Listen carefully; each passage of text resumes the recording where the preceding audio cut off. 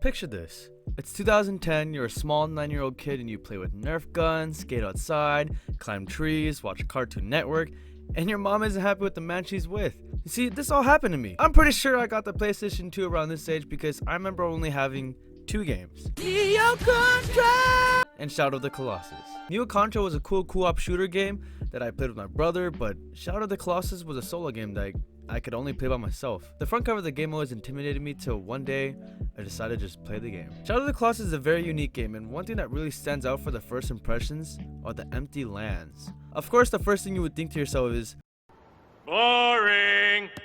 I'll get back to this topic later. If I were to recall back then though, this game was really ahead of its time because I've truly never played anything that looked this good before. This was my only game I enjoyed for years as a kid, and you'll find out why in just a moment. On February 6, 2018, the remaster came out for the PlayStation 4, and I remember how badly I wanted to play because I never owned a console since my Xbox 360 and PlayStation 2 were kind of broken. 2 years later, I finally get my own console, and here I am playing this masterpiece that almost nobody knows. It's so crazy to see technology evolve over time because this looked so good as a kid.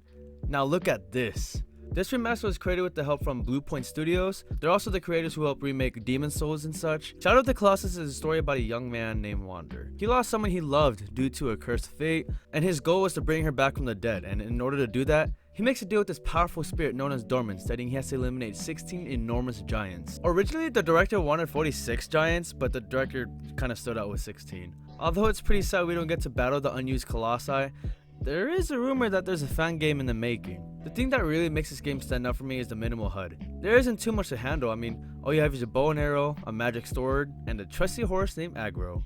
Then like that, you're on your own to an epic journey.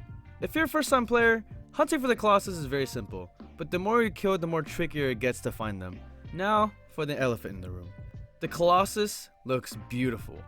You can see every individual hair on the beast as you climb them. Their armor looks like they were once meshed with the environment surrounding them.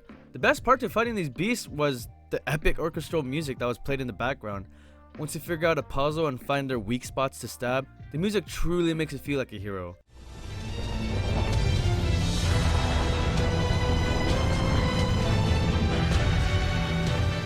I love the music so much that I even tried remaking it.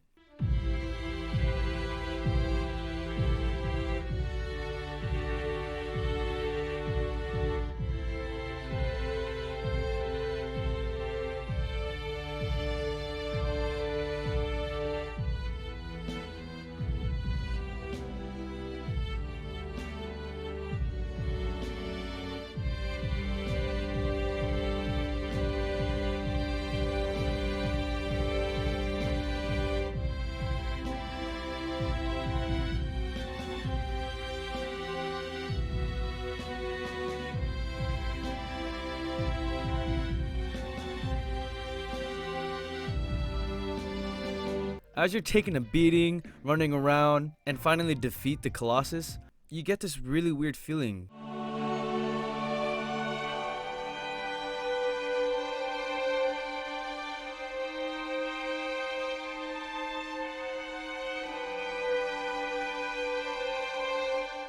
It's such a weird feeling because a second before you were feeling so triumphant and so powerful, and now you feel bad.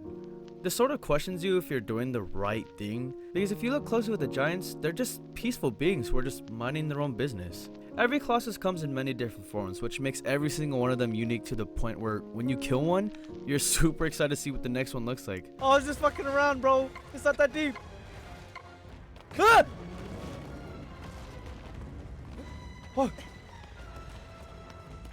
Ah! Oh!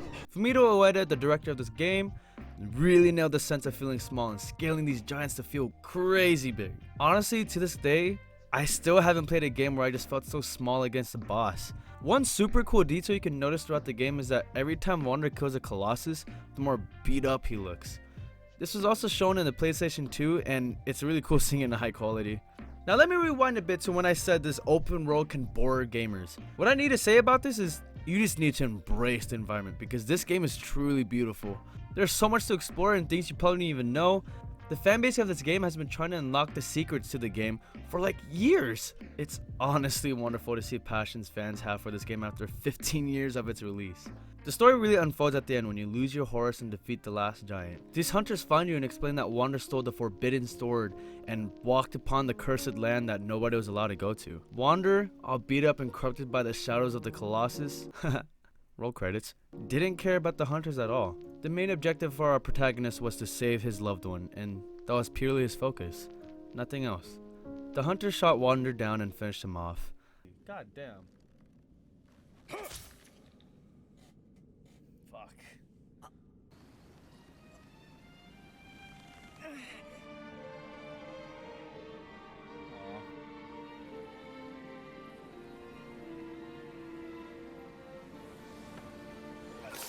Ow, fuck. Aw.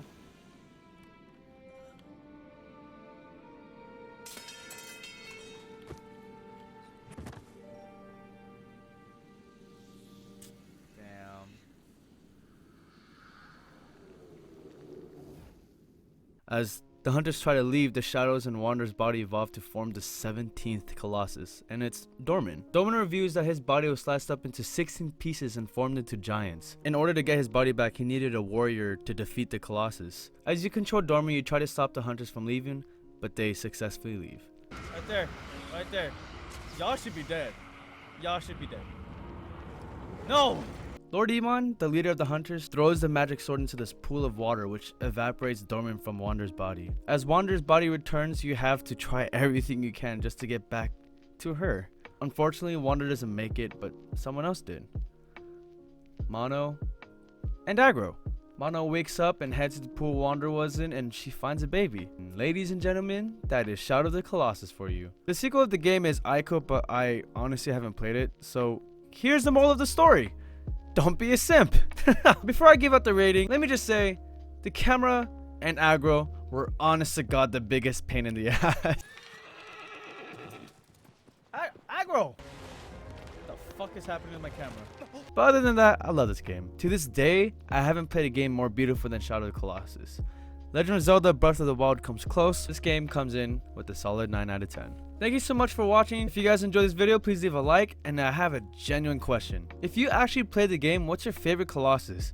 Mine personally is Kuromori. He legit scared the fuck out of me as a kid, and I had crazy nightmares about him. If you haven't played the game, what do you think the most underrated game is? Let me know your thoughts. Also follow my Twitch because I do stream every single day, and I love interacting with you guys. I just started playing Ghost of Tsushima and Star Wars Jedi Fallen Order, so expect video essays for those games. Again, thank you again for watching, and I'll see you probably tonight or next video. Peace.